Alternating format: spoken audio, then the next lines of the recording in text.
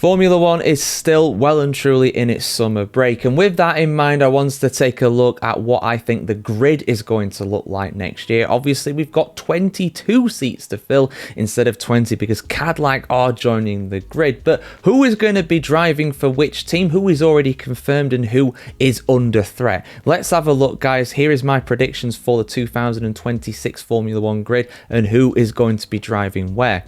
So we already have quite a few teams that have confirmed their lineup for next year. Aston Martin, Audi, who obviously now are Sauber, will become Audi in 2026. Ferrari, Haas, McLaren and Williams have all confirmed their lineups for next year, and there are no changes at any of them. Alonso and Stroll will still be at Aston Martin. Bortoleto and Hülkenberg will still be at Audi, also known as Sauber currently. Charles Leclerc and Lewis Hamilton will be at Ferrari. Haas will have Esteban Ocon and Oliver Bearman. McLaren will have Lando Norris and Oscar Piastri, and Williams will also have Alexander Albon and Carlos Sainz. But let's go with the seats that are yet to be confirmed. And we're going to go in reverse championship order here. So we're going to go from worst to first effectively, or near first anyway, when it comes to the lineups of the drivers. And worst technically, as they will not place at all in 2025, is Cadillac. Cadillac, of course, they're not competing this year, so let's get them out of the way straight away. They have confirmed neither of their drivers. We know they're going to have a Ferrari power unit, but that's about as far as it goes. Now, right now, the hot rumor is that Valtteri Bottas and Felipe Drugovich are going to be their two drivers. Bottas currently is the test and reserve driver at Mercedes, and Felipe Drugovich does the same role as well at Aston Martin.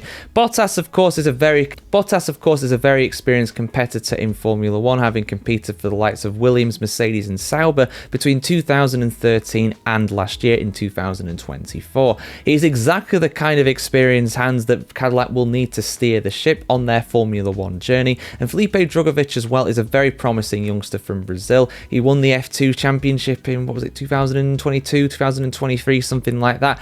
Absolutely incredible driver. Really does deserve a shot in Formula One. Unfortunately, it's not quite come yet. There's been a few rumours that he might have got a chance when Lance Stroll's been out of the car at Aston Martin, but it's not quite lined up as the stars for the Brazilian driver, so I think that'd be an excellent pairing. There were rumours about Daniel Ricciardo potentially going there. I don't see him coming back to F1. Sergio Perez as well is heavily rumoured to return to Formula One as well, but I don't really see it given the fact they're meant to be going for Bottas. I think he's a possibility, and I think he'd be a good one. In terms of the IndyCar drivers as well, Alex Palou says he's not interested. Pato O'Ward has said he's not interested.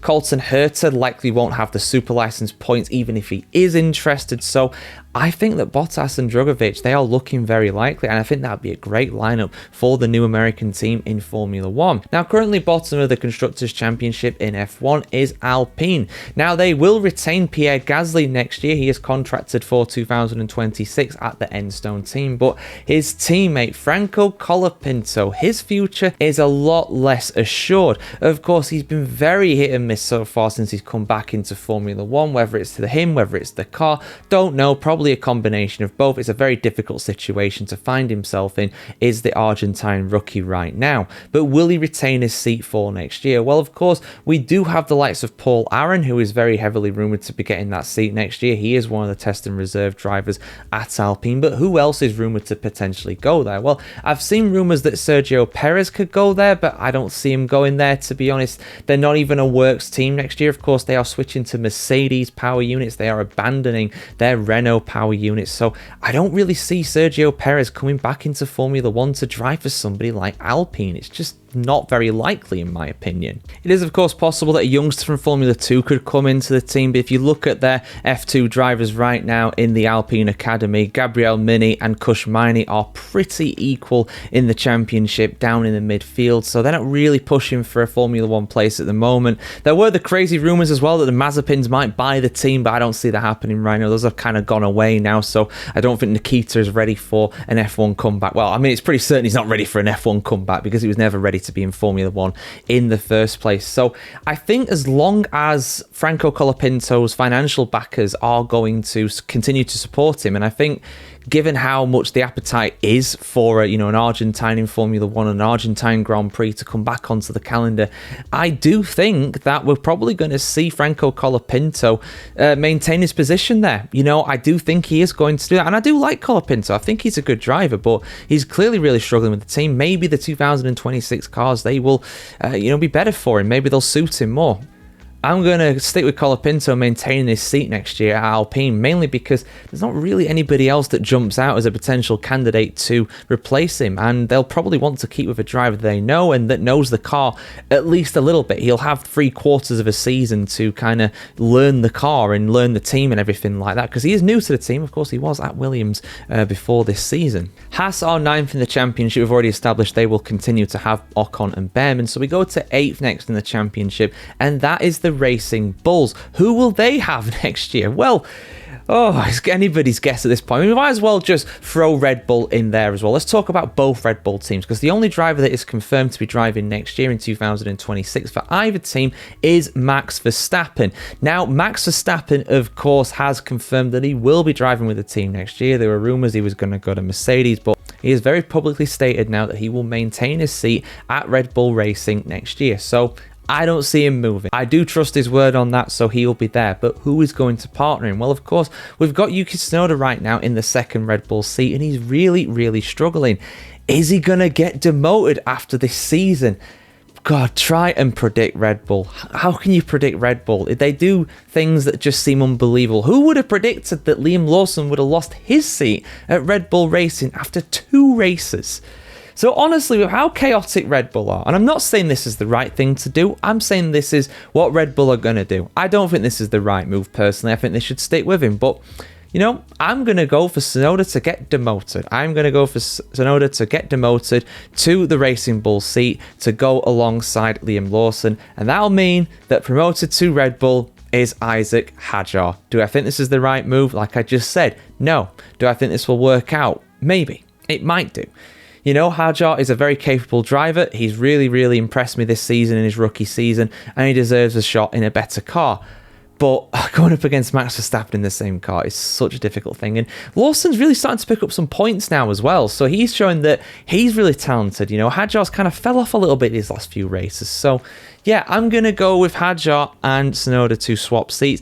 I would have said before that Tsunoda might have gone to the likes of Aston Martin, but I don't really feel like they're going to go with him. I don't think they're going to replace Stroll with him, even though maybe they should do. I don't really see that happening at the moment. There were rumours as well about him going to Cadillac, but I think that's pretty unlikely.